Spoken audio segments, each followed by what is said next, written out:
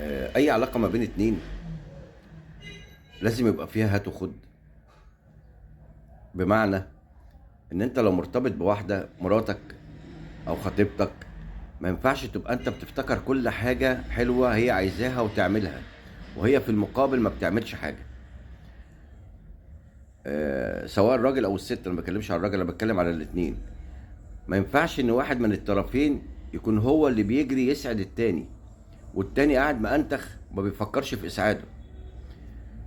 لازم الاتنين يبقى حاسين ببعض. ما ينفعش الواحد واحد بس يشعر بكل حاجة حلوة التاني بيحبها وبيعملها، والتاني مكبر دماغه وقاعد في الدل. كده يبقى في حاجة غلط في العلاقة.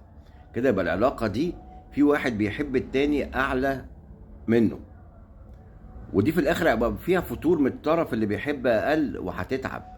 فلما تلاقي الموقف معاك كده، وانت اللي بتجري وانت اللي بتفتكر الحاجات الحلوة بتاعته بتعملها له، وانت اقف مع نفسك وعيد تفكيرك، وارجع على اللي انت بتعمله، وعامله بنفس البرود اللي هو بيعاملك بيه، علشان ما تحسش في الاخر ان انت عطيت واللي قدامك كان مستقبل بس، وتحس في الاخر ان انت ندمان على كل حاجة عملتها.